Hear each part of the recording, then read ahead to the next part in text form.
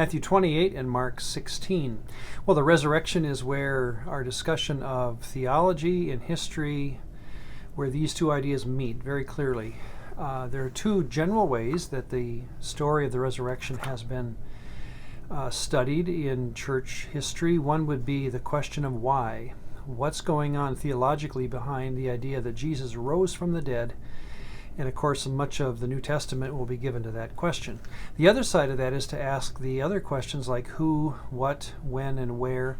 More of a historical look at the resurrection, asking the question, of course, did Jesus really resurrect? Because some Christians want to say, of all things, no, Christ didn't. It's an odd idea, but be ready to hear that among some Christians.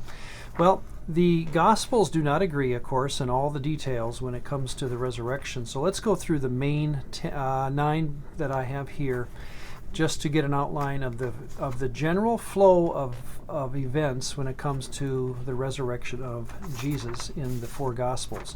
First of all, it was Sunday morning, somewhere after sunup, which were actually any time after Saturday sundown would count for 3 days and 3 nights. In this sense, it was parts of 3 days. It would be Friday anywhere before 6 p.m., then all day Saturday, and then any time after 6 p.m. or sundown on Saturday would account for 3 days. Obviously, 3 separate days or parts of 3 days, less than 36 hours or less than 72 hours, but probably 24 on Saturday, and then a few hours on either side.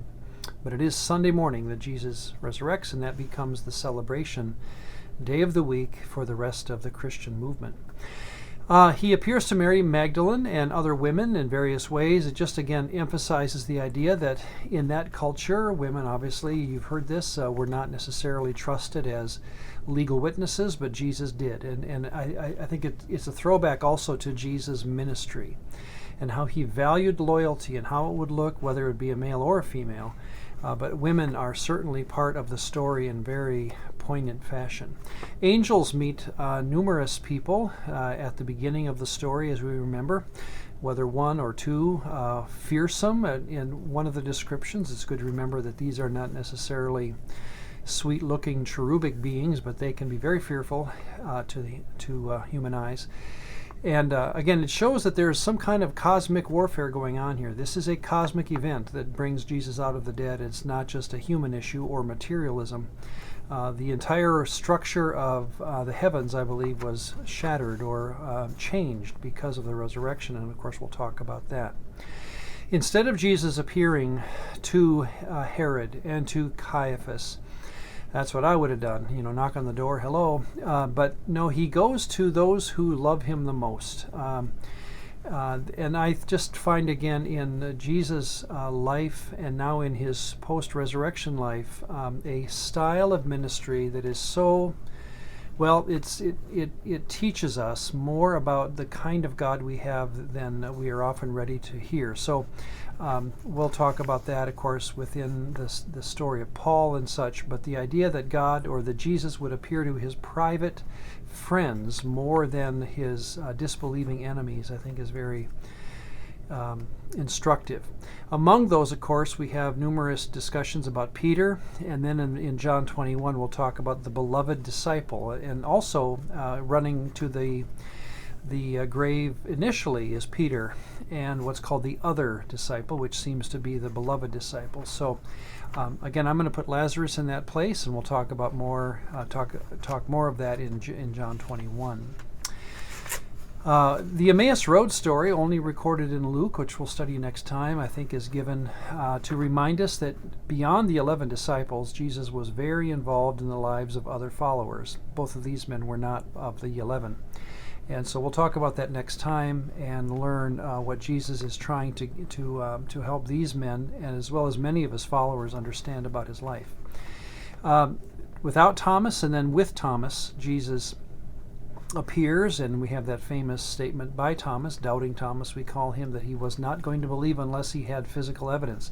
I think that's a good reminder that God does not mind his loyalists to be doubtful. And Thomas, I don't think, did anything wrong by saying, you're asking a very hard thing for me to believe, and that is that Jesus would rise from the dead, and Jesus honored that. So I think that was actually a sign of great faith on Thomas's part in the way we define faith as loyalty.